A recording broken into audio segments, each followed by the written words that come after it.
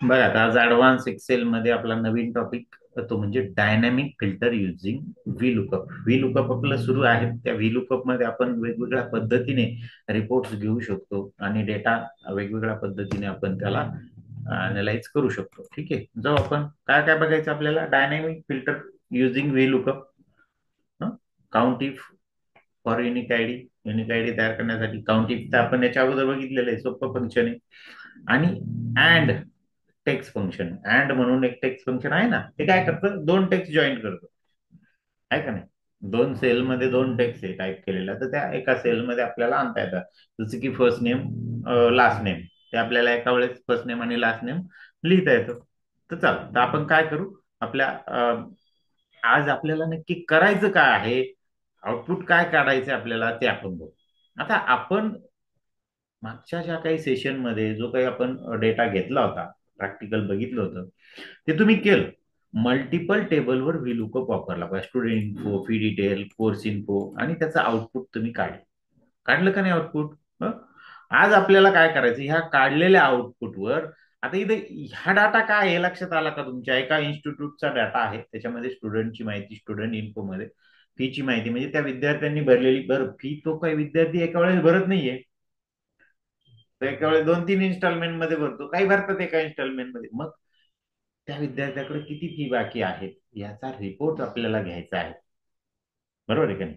मग हा टेबल तर आपण काढलाय, मग तो रिपोर्ट घेण्यासाठी आपण 3 टेबल मधून नाही घेऊ शकत आपण तो, त्याला आपल्याला असा एक तिन्ही टेबल मिळून एक टेबल तयार करावा लागेल नवीन, आणि त्यातून मग आपण, आता उदाहरणार्थ बघा, इथं माझ्याकडे इथं रेकॉर्ड आहे, रजिस्टर नंबर, मी रजिस्टर नंबर 9 इथं टाईप केलेला आहे, त्याचं नाव, त्याची टोटल किती फी आहे, बरोबर ना. त्याचं ते कोर्स पण तुम्ही घेऊ शकतात, कोर्सचं नाव वगैरे हे सगळ्या गोष्टी तुम्हाला घेता येईल. 14,000 फी त्याच्या कोर्सची, त्याने आतापर्यंत किती भरली, 12. कशी भरली बघ, खाली दिले. त्याची पहिली पावती आहे 8 नंबरची, 21/3 ती पावती तयार झालेली आहे 3,500ची. 12 नंबरची 1/5 तयार झालेली आहे 3,000ची, आणि 162 नंबरची पावती आहे 5,500ची. इथून तुम्ही बदलला समजा, 13 नंबर दिला समजा, असं पकडा. जसं 13 नंबर दिला जाईल, लगेच त्याची डिटेल तुमच्या समोर, त्याची टोटल फी 14,000, 13,500 भरली आणि 500 बाकी आहे, आणि त्याची डिटेल खाली. ही डिटेल कुठून येत आहे आपल्याकडं, तर इथं शेजारच्या टेबल म्हणून, लक्षात घ्या.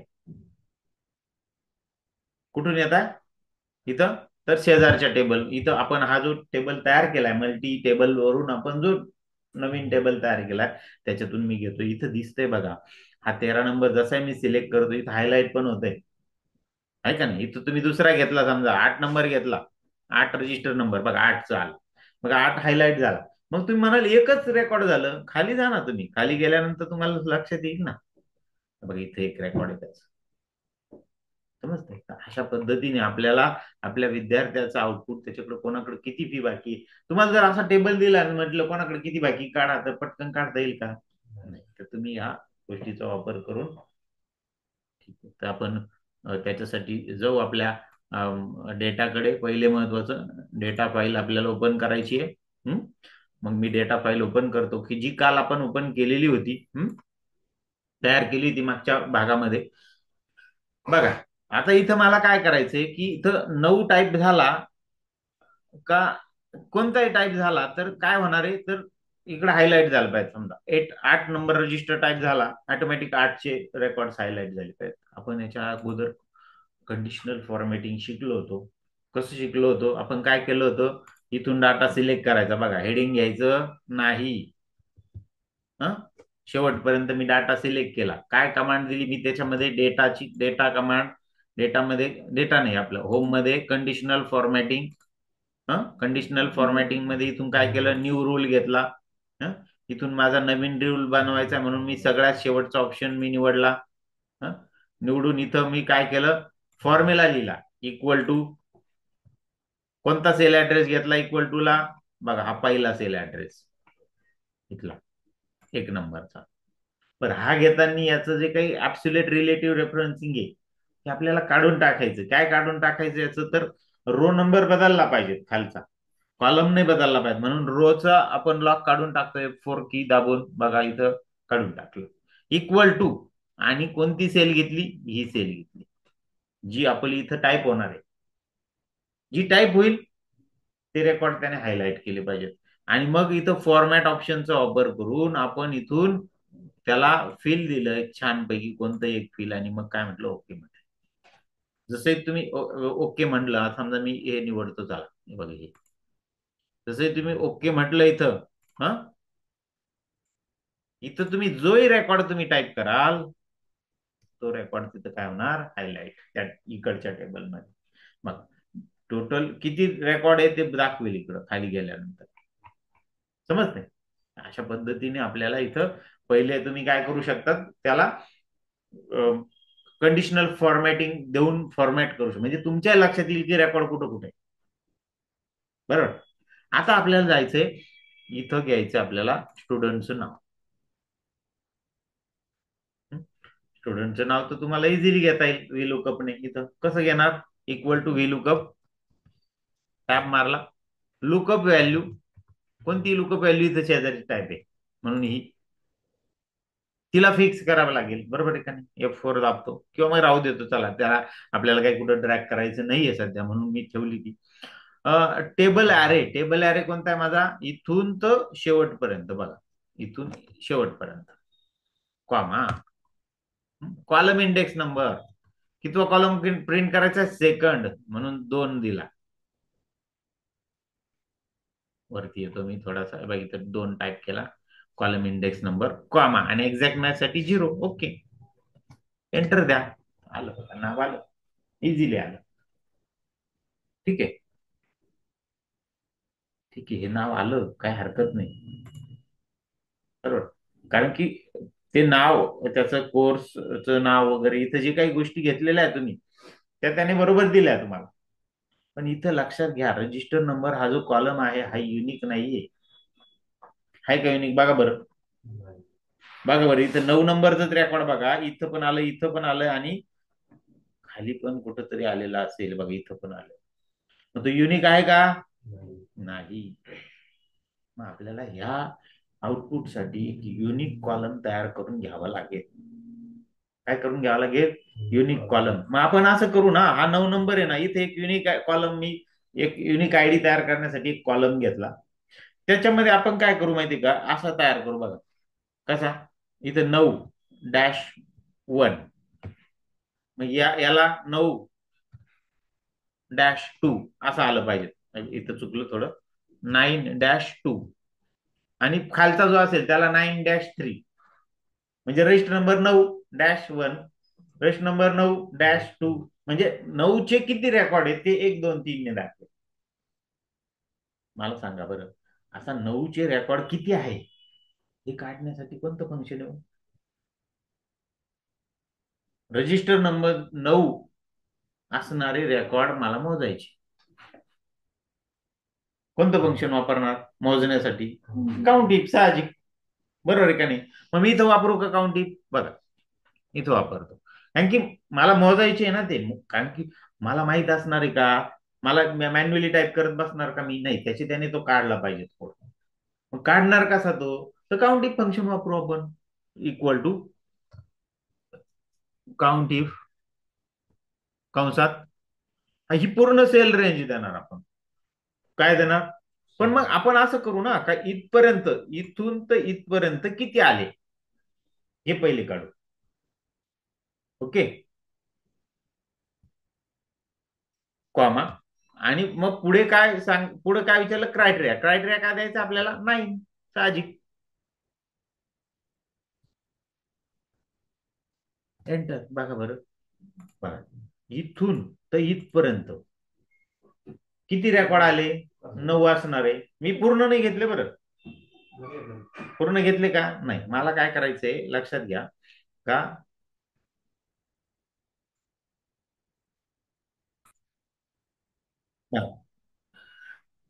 इथं इथं मी का काढतोय असं? इथपर्यंतच का? मग आता मी इथपर्यंतच मोजतो, चला इथपर्यंतच मोजतो, हं? मी इथपर्यंत मोजायचं, पुन्हा मी काय करणार? इक्वल टू काउंट इफ, कंसात, रेंज. रेंज मी आता ही इथपर्यंत देणार, कॉमा 9. आता किती इथपर्यंत किती आहे हो? 9 असणार आहे 2. परत तुम्ही शेवटी दिलं काउंटिफ असा. पण मग ती म्हणजे प्रत्येक वेळेस काउंटिफची रेंज वाढली पाहिजे. म्हणजे समजा मी हा काउंटिफ जर फॉर्म्युला इथं कॉपी केला असता तर चालला असता का? बिलकुल चालला नसला का? तर त्याच्यामध्ये रेंज कोणती दिली आहे? B2 ते B8 दिलेली आहे. बघा हा ज्यावेळेस खाली कॉपी होईल ना, इथं पेस्ट होईल ना, तर आता इथं काय B2 ते B11 आहे अशी यायला पाहिजे होती. इथं पेस्ट केल्यानंतर B5 ते B11 येते. आता साहजिक B5 इथून तर इथपर्यंतच्या रेंजमध्ये ते दोनदा आला म्हणून 2 आउटपुट आपलं बरोबर आलं. पण हाच 9 वरती असता, इथं असता समजा, आउटपुट आलं असतं का बरोबर? नसतं आलं. लक्षात घ्या. त्याच्यामुळे किंवा हा कुठेतरी वेगळ्या ठिकाणी असता बघा. इथं इथं बघा हा फॉर्म्युला ज्यावेळेस मी कॉपी केला इथं B5 ते B11 आला बघा. B5 ते B11 म्हणजे इथून. आता हाच 9 इथं मी टाईप केला समजा, इथं इथं 9 नंबर रजिस्टर नंबर असता. इथं आउटपुट इथं 2 आलं, इथे 2 आलं, इथं 2 आलं ते बरोबर आलं. पण इथं आलेलं चुकलं का नाही? म्हणजे इथं ज्यावेळेस तुम्ही तो फॉर्म्युला खाली कॉपी कराल, कोणता? काउंटिंगचा. हा बघा हा हा इथं केलेला. हा खाली कॉपी करताना तिची सुरुवातीची जी रेंज आहे ना, ती बदलली नाही. आता इथं आपण हा जो 9 टाईप केलाय ना, हा 9 कुठे आहे बरं? हा शेजारीचे बघा, त्याच्या शेजारी 9 ऐवजी मी इथली सेल ऍड्रेस निवडतो ना, इथली B7. इथला आता हे रजिस्टर नंबर मी बदलतो. ठीक आहे. बघ, तर इथं मी काय केलं आता लक्षात आलं का? B2 ते B8 म्हणजे इथपर्यंत दिलं. B8 नाही म्हणता येणार, B7 म्हणू आपण, B7. B2 ते B7 इथं रेंज दिली मी. आणि त्याला B7 हे शोधायला लावलं, 9 शोधायला लावलं. B7 मध्ये 9 आहे ना. ओके. आणि खाली कॉपी केल्यानंतर इथं B2 ते B11 झालं पाहिजे आणि आपोआप झालं पाहिजे. मग मी काय करणार माहिती का? हा जो B2 आहे ना, हा B2 याला मी लॉक करणार. आहे का नाही आपल्याकडं? सोय आहे ना लॉक करायची. त्याला लॉक केल्यावर तो बदलल का? मग सांगा बरं. आता मी याला इथून कॉपी केलं, कॉपी म्हटलं आणि इथं पेस्ट केलं. बघा बरं, इथं B2 ते ही B2 ते B7 जे होतं ते B10 झालं. बरं, नंतर त्याने कोणता शोधला? हा शेजारचा शोधला लगेच. लक्षात आलं? बरं, मग मला माझा जो युनिक आयडी मला काढायचा, म्हणजे मला रजिस्टर नंबर मध्ये जो दुसरा नंबर द्यायचा आहे, जॉईन करायचा आहे, तो नंबर मी काढतोय अजून. लक्षात घ्या. बरं, मला हा जो सेकंड जो काढायचा आहे इकडं एक मिनिट, हा जो बघा इथं मी दाखवलंय तुम्हाला याच्यामध्ये. हं? यात जो मला हा सेकंड जो काढायचा आहे, रजिस्टर नंबर नंतर डॅश देऊन जो येणार आहे, तो मी आता पहिले काढतोय. रजिस्टर नंबर तर माझ्याकडे आहेच. बरोबर, डॅश मला डायरेक्ट टाईप करता येणार आहे. बरोबर, डॅश प्रत्येकाला असणार आहे. पण प्रत्येकाच्या पुढे येणारा जो हा नंबर आहे ना, हा पुढचा नंबर, हा प्रत्येकाचा प्रत्येक रेकॉर्डचा बदलणार आहे, प्रत्येक रेकॉर्डचा. म्हणून मी तो कोणत्या फंक्शनने काढला? Counting function. बरोबर, समजलं की इथं काय केलं? मग आता मी हा कुठेही कॉपी केला ना, वरती इथं जरी कॉपी केला तरी एक रेकॉर्ड येणार. बघा, इथं कॉपी केला बी, ऑटोमॅटिकली B2 ते B3. इथं काय झालं? B2 ते B2 झालं, आहे ना. बघा, पेस्ट करतो आणि इथून सगळ्या रेकॉर्डला मी इथं पेस्ट करून टाकतो, इथून खालीपर्यंत, इथपर्यंत. चाल, समजलं? बघा, प्रत्येकाच्या पुढे ते रेकॉर्ड आलं बघा. प्रत्येकाच्या पुढे कुठं 2 आला, कुठे. एक लक्षात घ्या, प्रत्येक विद्यार्थ्याने जास्तीत जास्त 2, 3, 1, 4 एवढ्याच इन्स्टॉलमेंट मध्ये तुम्ही हे भरलेलं आहे, फी भरलेली, जास्त नाही भरलेली. त्याच्यामुळे जास्तीत जास्त इथं नंबर 1 येईल, 2 येईल आणि मॅक्झिमम विद्यार्थी 1 इन्स्टॉलमेंट वाले. त्याच्यामुळे त्याने बरोबर तो आकडा काढून दिलेला आपल्याला. कोणता? हा पुढचा. आता मला काय करायचं माहिती का? ह्या आकड्याला हा रजिस्टर नंबर जोडून द्यायचा पुढे. मग जोडण्यासाठी काय फंक्शन आहे? बघा, आता याच्याच पुढे मला जोडायचा आहे. कोणता जोडायचा आहे? B2 जोडायचा आहे याच्या पुढे. म्हणजे असं करायचंय, 1-1 असं करायचंय ना. मग मी इथं काय करणार? रजिस्टर नंबर म्हणजे B2 अँड दोन्ही जोडण्यासाठी काय अँड एंटर बघा जोडले. पहिला रजिस्टर नंबर नंतर तो काउंटिंगने आलेला नंबर आला आला का तिथं. आता मला काय द्यायचं मध्ये डॅश.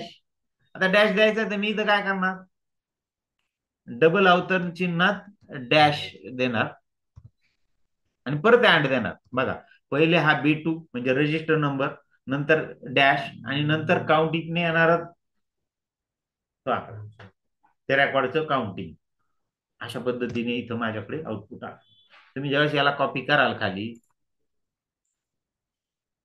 खाली बघ प्रत्येकाचं आपल्याला निघालेले 41 नंबर बरोबर. इथंच बघा ना 9च्या बाबतच बघा ना 9-1 9-2 आलं आणि खाली जाऊ आपण 9च 9-3 आहे हा बघा 9 म्हणजे सारखा 9 राहिला का आता नाही आलं. म्हणजे इकडचा जो कॉलम आहे ना आता युनिक झाला. काय झाला युनिक. याच्यामध्ये कुठेही रिपिटेटिव्ह व्हॅल्यू राहिली नाही. लक्षात येतंय काय केलं बरं आपण बघा बरं इथं तुम्हाला हे चित्र दाखवलेलं आहे. कसं केलं बघा काउंट इफ B2 ते B2 कॉमा B9 बरोबर. हे पहिले काउंट इफ वापरला आणि मग त्यांना जॉईंट करण्यासाठी काय केलं पहिले B6 इथं B2 नाही V6 इथं B2 घेऊ B2 प्लस प्लसच्या जागेवर आपण काय वापरलं अँड वापरलं. डॅश डॅश कसा घेतला डबल अवतरण चिन्हात घेतला कारण की डायरेक्ट टाईप करता येत नाही. परत अँड वापरला प्लस या तिघांची एकत्रीकरण केलं तीन गोष्टींचं आणि मग तो युनिक आयडी आपल्याला तिथं निघालेला आहे. ठीक आहे येईल काढता मग युनिक तुम्हाला आयडी. काय केलं बरं सांगा बरं परत आता परत एकदा बघून घ्या. परत मी इथं डिलीट करतो इक्वल टू पहिले काउंट इफने त्याचं हे काढून घेतलं equal to count if B2 ते B2 आता रेंज काय पहिला रेकॉर्ड आहे म्हटल्यावर B2 ते B2 मग पहिला B2 पण हा B2 काय करायचा लॉक करायचा F4 ते कोलन B2 बरोबर ना. ही झाली रेंज. आता क्रायटेरिया क्रायटेरिया काय द्यायचा साहजिक B2 कोणता शोधायचा आहे B2 मध्ये जो रजिस्टर नंबर तोच शोधायचा आहे म्हणून B2 हे पहिले केलं काउंटिंगचं. मग आपण काय केलं त्याला जोडलं. काय काय जोडायचं पहिले रजिस्टर नंबर घ्यायचा मग त्याच्या पुढे या फंक्शनच्या पुढे रजिस्टर नंबरचा सेल टाकली कोणती सेल रजिस्टर नंबरची B2 आणि नंतर अँड दिलं एंटर. बघा B2 अँड दिल्यानंतर तो पहिले रजिस्टर नंबर आणि ह्या काउंटिंगने आलेला आउटपुट 1 हे दोघं जोडल्या गेले. जोडल्यामुळे जो शेजारी शेजारी आले आणि त्यांच्यामध्ये डॅश पाहिजे ते तर मग डॅश पाहिजे ते तर अजून या अँडच्या पुढे काय देणार तुम्ही डबल अवतरण चिन्हात डॅश आणि परत अँड देणार समज. आणि इथे लॉक कोणता केलाय एकच लॉक पहिला B2 लॉक केला कारण की तो बदललाच नाही पाहिजे. जसंही कॉपी खाली कॉपी होईल रेंज ही B2 पासूनच बघितल्या पाहिजे त्याने. आलं लक्षात. आता हा झाला युनिक आयडी तयार. आता मला इथं त्याचं पावती नंबर घ्यायचा रिसिप्ट नंबर मला इथं घ्यायचा. कसं घेणार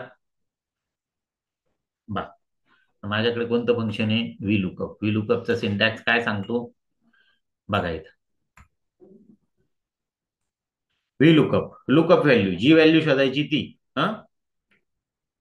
नंतर टेबल मधील डेटा टेबलचा डाटा A3 ते A1 ते तो रेंज तर तुमची फिक्स राहणार आहे A1 पासून काय की युनिक आयडी पहिल्या कॉलम मध्ये आणि कितवा कॉलम प्रिंट करायचा इथं रिसिप्ट नंबरचा 8वा म्हणून 8 नंबर आणि कॉमा एक्झॅक्ट मॅच. ठीक आहे. आता सगळ्यात जो काही प्रॉब्लेम आहे तो इथं आहे. आपल्या इथं आपण 9-1 टाईप नाही करणार आहे ना वरती आपण टाईप करणार रजिस्टर नंबर 9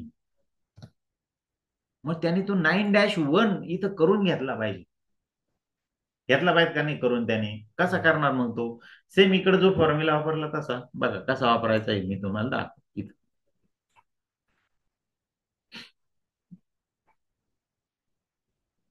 9-1 9-2 असं आपल्याला इथं केलं पाहिजे. मग आपोआप हा 9-2 बघा पहिल्या ह्याच्यात 9-1 येईल. समजा तुम्ही इथं 9-1 टाईप केला असं पकडा पण मग दुसरी रिसिप्ट शोधताना ती रिसिप्ट तर 9-2 ची तिसरी रिसिप्ट कोणती आहे 9-3 ची आहे.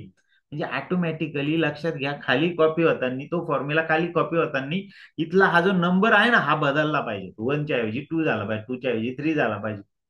बरोबर आहे का नाही? बरोबर. मग आता बघा, मी इथं तो फॉर्म्युला टाकतो इक्वल टू व्ही लुकअप. आता कसं होणार आहे लक्षात घ्या, इथं काय काय टाकावं लागणार आहे मला, रजिस्टर म्हणजे हा लुकअप व्हॅल्यू ही प्लस डॅश प्लस 1. मग 1 कुठे? 1 आहे बघा शेजारी, मी टाईप करून ठेवलं. इथला उचलू, सध्या सध्या इथला उचलू. बरं, व्ही लुकअप, लुकअप व्हॅल्यू.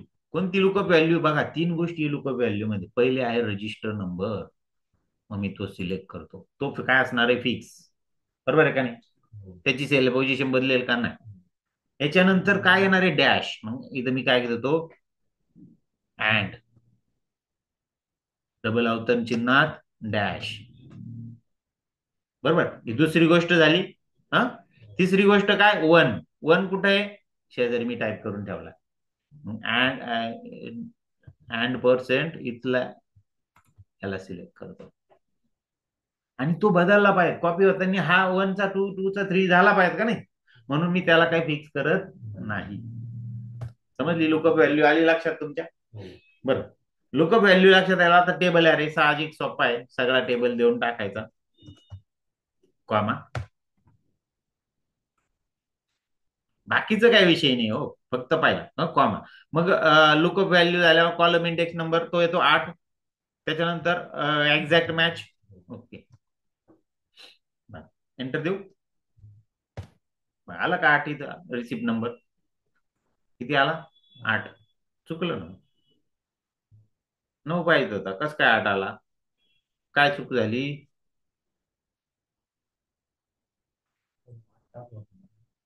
कुठं? टाकलं होतं एक्झॅक्ट मॅचच्या आधी.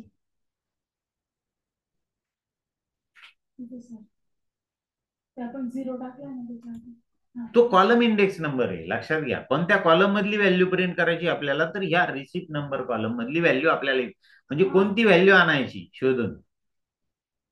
8च आहे, बरोबर आहे सर. रिसिप्ट नंबर 8च आहे. हा, रिसिप्ट नंबर 8च आहे, 9 नंबरला. बरोबर आलं. मग आता याला जर कॉपी केलं खाली, तुम्ही बघा इथून कॉपी केलं 11 आला, इथं कॉपी केलं 162 आला. आता हे येणे येणे आलं. आता त्याला आपल्याकडे सोल्युशन आहे काय? इफ येणे. याच्या पुढे काय द्यायचं? फक्त इफ येणे द्यायचं फक्त, आणि डबल अवतरण चिन्ह प्रिंट करायचं. बरं, ते नंतर करू. आता प्रश्न असा, हा जो 1 नंबर जो आहे ना, इथं टाईप करणं योग्य आहे का? नाही. त्याच्याऐवजी ना आपल्याकडे इथं आपण एक फंक्शन पण आहे, आपल्याला तो नंबर काढण्याचं फंक्शन आहे आपल्याकडे. काय फंक्शन आहे माहिती का? रो नावाचं फंक्शन, इक्वल टू रो. तो काय करतो? रो नंबर काढून देतो. काय काढून देतो? Row number. किती आला रो नंबर? 6 आला. यायला किती पाहिजे होता?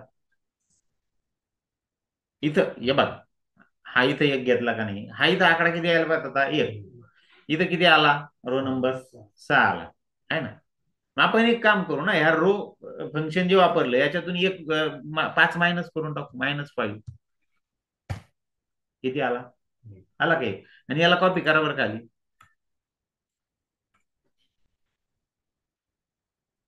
आलं. म्हणजे हे जे मी मॅन्युअली टाईप केलेले आहेत, हे मी रो या फंक्शनच्या सहाय्याने आणू शकतो. कसे? रो -5, जेवढे वरचे रो आहेत ते मायनस करायचे. आपल्याला 1 आला पाहिजेत ना, तेवढे मायनस करायचे, ते आला. मग मी याला डायरेक्ट इथं फंक्शन मध्ये घालतो ना. मी इथं जो हा सेल ऍड्रेस मी इथं निवडलाय, K6 निवडला ना, हा K6 म्हणजे हा इथला. त्याच्याऐवजी मी हा निवडायचा का? नाही. मी याच्यासाठी जो फॉर्म्युला वापरला तो फॉर्म्युला इथं टाकून देतो ना. काय फॉर्म्युला टाकायचा इथं? बरं, रो -5 हा फॉर्म्युला इथं टाकायचा. ओके, बघा इथं मी या K6च्या जागेवर काय करतो? रो -5 हा टाकतो. कारण की जसाही तुम्ही खाली कॉपी कराल रो बदलाल ना रे. पाहिलं, आता हा 6 नंबरचा रो आहे. पुढचा रो 7चा येणार आहे. 6 मधून 5 वजा केले तर 1 राहणार आहे. बरोबर. नंतर 7 मधून 5 वजा केल्यावर 2 राहणार. ऑटोमॅटिक 1 2 3 तो बरोबर घेत चालणार का नाही? बरोबर आहे का नाही? अशा पद्धतीने मग बघ देऊ एंटर. मग आता इथं आता एंटर दिला. याला कॉपी करतो मी, खाली पेस्ट करतो. आलं का? Same output. आता डिलीट करून टाका. याची काही गरज राहिली का तुम्हाला? समज. आता राहिलं काय प्रश्न याचा? हा जो एरर येतोय तो काढणं. तो काढायला एकदम सोपं. याच्या अगोदर इफ येणे वापरून टाकायचं. इफ येणे आणि शेवटी डबल अवतरण चिन्ह कंस कंप्लीट. वापरला की नाही आपण इफ येणे याच्या अगोदर? गेला. आता याच्यात काही फरक नाही पडत, पण जेव्हा खाली कॉपी कराल तुम्ही गेलं. म्हणजे त्याने काय केलं, जर तुमचा एने एरर जर आला तर त्याने ब्लँक स्पेस प्रिंट कर असं सांगितलं. इथं काय झालं, इथं एने एरर आला तर त्याने ब्लँक स्पेस प्रिंट करून टाकली. येते लक्षात? समज. आता रिसिप्ट डेट काढायची तर काय सेम हाच फॉर्म्युला इकडे कॉपी होणार आहे.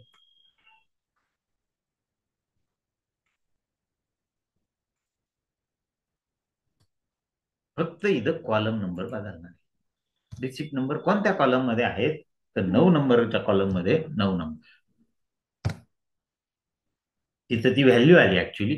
त्याला आपण डेट फॉर्मॅटमध्ये कन्वर्ट करू. बघा मी कॉपी करतो त्याला खाली आणि या पूर्ण याला डेट फॉर्मॅट सेट करतो. होम मध्ये जाऊन फॉर्मॅट, नंबर फॉर्मॅट, त्याच्यामध्ये इथून डेट फॉर्मॅट मी इथून निवडतो. ही डेट निवडली आणि ओके म्हटलं. बघा आली डेट. ओके. अमाऊंटला सेम फॉर्म्युला. फॉर्म्युला इथून कॉपी करायचं बरं, ऍड्रेस बार मधून. लक्षात येत आहे का? फॉर्म्युला कुठून कॉपी करायचा? ऍड्रेस. नाही तर मग इथून असं जास्त कॉपी केला तर त्याच्या सेल ऍड्रेस सगळ्या बदलून जाते. लक्षात ठेवा. कॉपी केलं आणि इथं पेस्ट केला आणि याच्यात फक्त कॉलम इंडेक्स नंबर म्हणजे जो आउटपुट येणारी जे आउटपुट आहे तेवढा बदलायचा. कोणता आउटपुट बदलायचा? आता काय अमाऊंट ना. अमाऊंट किती आहे इथं? अमाऊंट कोणत्या कॉलम मध्ये येतात? 10 नंबरच्या कॉलम मध्ये. बरोबर. इथं 10 देतो. बरं आलं. करा याला कॉपी खाली.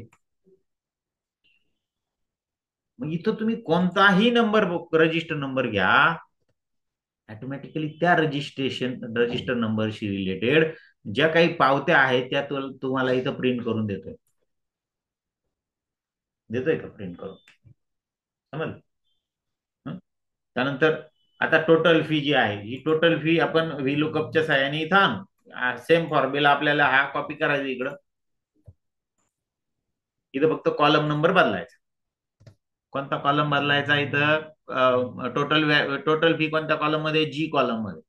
आता इथून आपण घेणार आहे 1 2 3 4 5 6. 6 नंबर. मग इथं 6 आली का टोटल फी? आता टोटल रिसिव्ड फी किती मिळाली फी सांगा बरं. आता या विद्यार्थ्याची तुम्हाला किती फी आली आतापर्यंत? सांगा पटकन. दिसतंय का तुम्हाला? ती काय खाली दिसते ना तुम्हाला आलेली फी? एकदा त्याने 3.5 भरली, एकदा 4 भरली. किती आली? मग इथं घ्यायची ती. इथं कशी घेणार? त्यांची बेरीज साहजिक. आता समजा त्याच्या 5ही पावत्या असू शकता ना. मग ते इक्वल टू सम आपलं इथं फॉर्म्युला इथून ॲटोसम आणि ही रेंज सिलेक्ट करू. ही त्याची आलेली टोटल रिसिव्ड फी. बरोबर. आता रिमेनिंग किती राहिली बरं? बाकी किती राहिली सांगा? 14,000 फी होती. 7.5 आली म्हणजे राहिलेली फी या दोघांची वजा बाकी इक्वल टू 14,000 म्हणजेच N2 मायनस O2. एंटर. बरं 6,500. कोणताही विद्यार्थी घ्या इथून. समजा 111 नंबरचा रजिस्टर नंबर घेतला. बघ त्यांनी एकदाच भरली 7.5, त्याची बाकी 5.5. त्याची टोटल फी किती आहे? 12,000. त्याचा कोर्स वेगळा असेल. तुम्ही इथं कोर्सचं नाव पण घेऊ शकता खाली. कोर्सचं नाव, कोर्सचा कोड. बरोबर ना. त्याचं ड्युरेशन म्हणजे त्याचा डाटा कोणताही तुम्हाला इथं आणता येईल. बरं कोणता घ्या. 112 नंबरचा विद्यार्थी घ्या. बरं त्याला 12,000 फी. त्याने 3च भरली, 9,000 बाकी. समजतंय? अशा पद्धतीने आपण ह्या डायनॅमिक व्हीलुकअपचा वापर करू शकतो. याच्यामध्ये आपण काय केलं, युनिक आयडी आपल्याला तयार करावा लागला. लक्षात घ्या. आपण जे अगोदर फंक्शन शिकलोय त्या फंक्शनचा आपण इथं वापर करतो. बरं, रो फंक्शन आज एक नव्याने शिकलो का ज्याने रो नंबर काढून दिला आपल्याला. काय काढून दिला? Row number. हे ज्यावेळेस इथं आपण खाली कॉपी करणार तर इथं रो जो असतो हा बदलणार आहे ना. डायनेमिक हा जो आयडी हा सेम नाही ना. लुकअप व्हॅल्यू याच्या अगोदर आपण काय बघितलं? फिक्स असायची, एकच सेलमध्ये असायची. आता आपण काय केलं, त्यात ती जी लुकअप व्हॅल्यू आहे ती तीन गोष्टी तिच्यात ऍड केल्या आपण. ती सेल तर फिक्स आहेचे, प्लस डॅश आला, प्लस रो नंबर आला. पण तो रो नंबर प्रत्येक रेकॉर्डला बदलतोय, लक्षात घ्या. पहिल्याला 1, दुसऱ्याला 2, तिसऱ्याला 3 आहे का, चौथ्याला 4, पाचव्याला 5, म्हणजे तो पण बदलला पाहिजे. म्हणून मग आपण या पद्धतीचा तिथं फॉर्म्युला वापरला. लक्षात आला फॉर्म्युला? मग बघा, मी एका वेळेस पूर्ण फॉर्म्युला टाईप केला नाही. मी तुम्हाला स्टेप बाय स्टेप तुम्ही जे शिकलाय तेच अगोदर दाखवलं आणि त्याचं फक्त एकत्रीकरण करून दिलंय. लक्षात आलं का? मी काही वेगळं केलं का? समीप तुम्हाला माहिती, काउंटिंग माहिती नाही असं आहे का? माहिती, बरोबर. फक्त काउंटिंगचं टेक्निक सांगितलं मी तुम्हाला का काउंटिंग खाली व कॉपी होताना रेंज त्याची वाढली पाहिजे. पहिली सेल तीच राहिली पाहिजे आणि शेवटची वाढली पाहिजे. पहिल्या रेकॉर्डला एकच सेल सिलेक्ट होईल, दुसऱ्या रेकॉर्डला 2 होतील, तिसऱ्या रेकॉर्डला 3 होतील, चौथ्या रेकॉर्डला 4 होतील, आहे का नाही? येते लक्षात? म्हणजे या पद्धतीने आपण त्या काउंटिंगचा इथं वापर केला. कशासाठी? युनिक आयडी काढण्यासाठी. ठीक आहे. अशा पद्धतीने आपल्याला ह्या डायनेमिक जो काही रिलुकअप आहे तो तुम्हाला वापरायचा आहे आणि आउटपुट काय करायचंय? काढायचंय. येईल काढता मग? हा, ठीक आहे. तर आपण ही फाईल तुम्ही तुमच्या नावाने आणि यांनी सेव्ह करा. बघा काय असेसमेंट 17 मध्ये काय काय दाखवलेलं आहे तुम्हाला. तर 16ची फाईल ओपन करायची आहे. एक नवीन शीटमध्ये या पद्धतीचा डाटा तुम्हाला प्रविष्ट करायचा आहे एल कॉलम पासून. आणि त्याच्यामध्ये रजिस्टर नंबर टाकला का हा बाकीचा सगळा डाटा आला पाहिजे, त्याची रिमेनिंग फी तुम्हाला निघाली पाहिजे. प्लस सगळ्यात महत्वाची गोष्ट, ह्या ठिकाणी तुम्ही जो रजिस्टर नंबर तुम्ही इथं एंटर कराल तो रजिस्टर नंबरची रेकॉर्ड हायलाइट झाली पाहिजे. कोणत्या कमांडने? Conditional formatting. म्हणजे तुमचं कंडिशनल फॉर्मॅटिंगचं पण प्रॅक्टिस होईल. लक्षात घ्या, आपण शिकतोय, आपण नुसतं कमांड शिकत नाही. व्ही लुकअप कमांड मी शिकून लगेच पुढे निघून गेलो असतो का नाही? बरोबर. पण त्या कमांडचा वापर कसा करायचा हे आपण ऍडव्हान्स एक्सेल मध्ये शिकतोय. व्ही लुकअप कमांड छोटीशी हो, इतक्यात समजली. आता तुम्हाला त्याच्यात काय अडचण राहिली का? नाही. पण तिचा वापर वेगवेगळ्या डेटावर वेगवेगळ्या पद्धतीने कसा करायचा हे आपण शिकतो. नुसतं आपण कमांड, तुम्ही कोणताही कोर्स बघा, कोणताही हे बघा, तिथं तुम्हाला फक्त तेवढी कमांड शिकवणार आणि पुढे निघून जाणार. समजली? बस समज. पुढे वापरायची ती तुम्ही ठरवा.